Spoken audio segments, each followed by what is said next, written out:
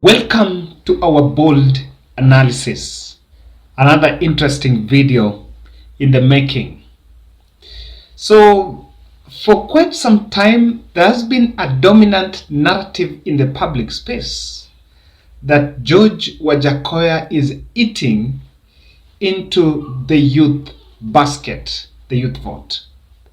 The mystery about how George Wajackoyah was in a position to pull through the thick presidential clearance to get to the ballot is one that has been worrying different quarters. So you can also not underestimate the fact that he's appealing to the youth, and according to the recent I think opinion poll that was released by TIFA, he was at 7%, Raila was at 50, and William Ruto was at 25. Of course, maybe some time we'll have to look at that. And I want to explain for you something about Wajackoyah that I captured through a subscriber in this video and in this channel, and I think he reached out to me telling me to look at it. There has been an attempt by Raila Odinga to neutralize the hustler nation. So last year in November, there is a lobby group that was launched known as the Stragglers Movement. Stragglers Movement was a replica of Hustler Nation, and it really received a lot of criticism from different quarters in this country, with Kenyans on Twitter taking that Raila Odinga's campaign strategists were trying to copy-paste what William Ruto had been doing. And remember, this came at a time when also Deputy President, the DP's handlers, also came up with another amorphous group known as Radical.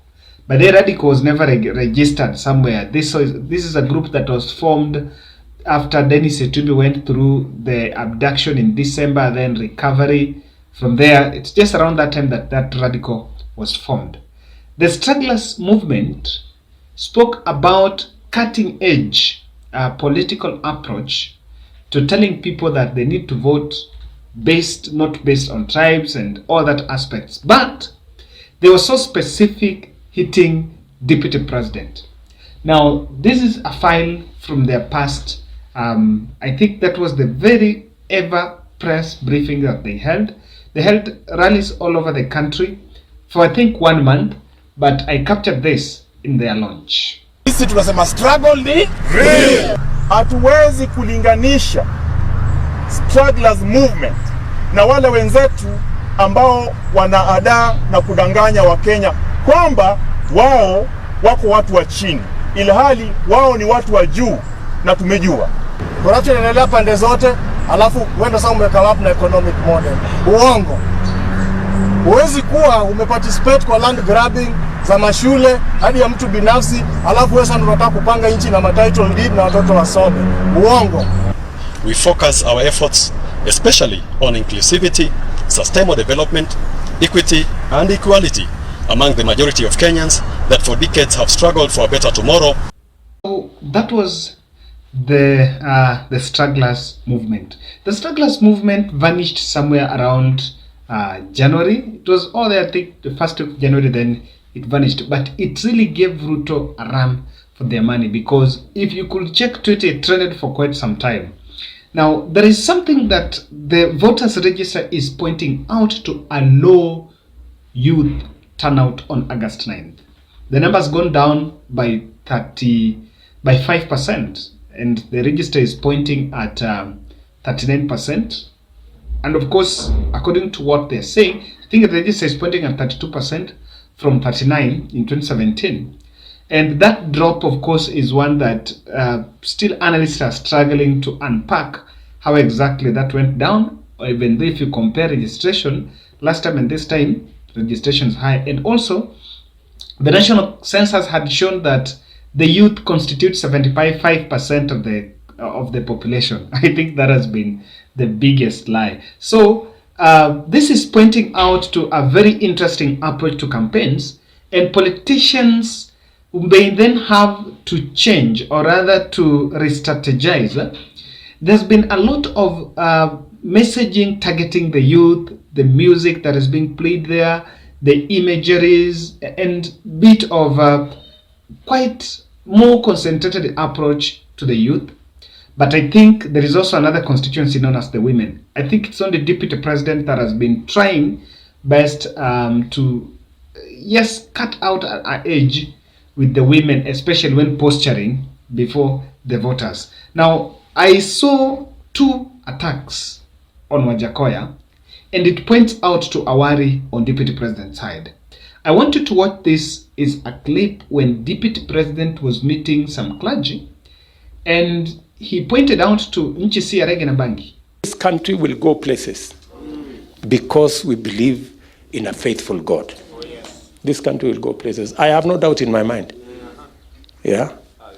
Mi naona saa zingine hata nyinyi maaskofu mnapata wasiwasi. Mnaanza kushangaa hii sasa mambo imekaa namna gani? Kwa sababu unajua kuna vishindo ya kisiasa. Watu wanakuja na siasa mingi, mnaona imetengenezeka sijui nini, iko rege, sijui nini. Mwaka mnashangaa hii maneno itakuwa namna gani? Tumeambiwa at nobody can stop reggae. Really? Katika nchi ya nani? Hapana, hii haitakuwa nchi ya reggae na bangi. Hapana, hii ni nchi ya Mungu.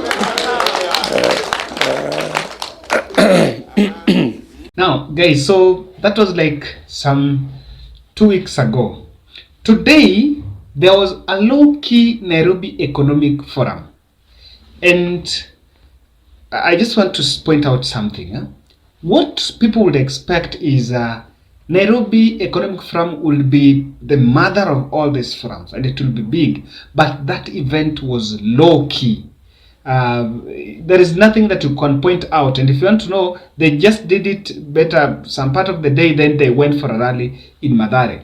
That points out to the lack of seriousness in those chapters that I have been insisting in this channel that those forums are just purely rallies, but they didn't want the attention. So today, during during those forums, Margaret Wanjiru decided to attack again Wajackoyah, and using some words that in my opinion were a bit unkind. Niongezee hapo niseme kuna mwendazimu mmoja alisema vile angependa kupatia vijana wetu bangi. Aambiwe vijana wetu watakuwa busy in sports, wengine kwa library, wengine shule, hakutakuwa vijana wa kuvutavuta bangi mitaani na katika viwanja zetu. When we keep our young people in the sports, they will be healthy mentally, physically and spiritually. What is your take on that? Honestly, I listened to that and I was, okay, it's politics, but I don't think sema mjenga mwingine. So, the Kenya Kwanza team have found themselves between a rock and a hard place. Because, forming a campaign narrative against Wajackoyah is very delicate. On the other end, if you look at the attack line, is that in church, this is a religious country that do not allow reggae and bangi. And if you see the meeting that William Ruto addressed Wajackoyah's issue was church leaders. Today, the person who is also talking, Margaret Wanjiru, is also having roots from the church, or is a bishop. So you can see the attack line is they want to attack Wajackoyah by saying that the country is a religious country. However, through that, they might also be sabotaging their perceived voting bloc, which is the youth. So it has become a little bit very delicate for them. So I want to show you what exactly has been playing out in the political space and why the emergence of Wajackoyah honestly is becoming a trouble. Kindly subscribe to our channel and also click the notification bell. Give us your feedback on what are your thoughts on this. If you refer to my one of analysis I did here about opinion polls, I mentioned about push polls. Push polls are opinion polls that are done to push a candidate, and Wajackoyah just came to the race the other day. So Ruto might see push polls on Wajackoyah popularity points to insignificance in the race. in that he just came to the rest the other day and boom, from nowhere, he has 7%. 7% compared to those other candidates, like the others that have ever been there, even before Jakoya, no one had ever received 7% rating. So it could point out, and if you listen to what Mudavadi was saying, it could point out to a campaign narrative that is being pushed. Because if Kenya Kwanza have been insisting that the state is sponsoring opinion polls to favor a particular candidate, to favor Raila Odinga, then the polls had put Raila at 50. Where would you think that there will also be another narrative to push Wajackoyah as also one of the candidates? Because if you look, Ruto has 65, is it 25, and Wajackoyah has 7. To the general public consumption, someone might take that the 7% that Wajackoyah is having belongs to deputy president, and that's why his candidature is a bit complicating issues for DP's presidential bid. Now, the marijuana campaign elates the youth. It's elating the youth, and this is something that, of course, you cannot undermine. When since Wajackoyah joined this race, he's been campaigning in Nairobi and central Kenya, especially town areas. Of course, you will understand why he would go to towns, because the Roots Party does not have structures that can be in a position to mobilize for youths to talk to Wajackoyah in the middle of the village in Huisaro. It's all that easy. So he has to go to town centers where he can easily mobilize, and just sprouting from the car you can find some 20 or 50 people he can address. So that approach is becoming a little bit pointing out to really the significance of Wajackoyah, special project that Wajackoyah might be playing in this general election. The other day, David Mwaure, who is also a presidential candidate in this race, coming distant third, remember the ballot only have 4, was complaining that anafaa ongezewe security.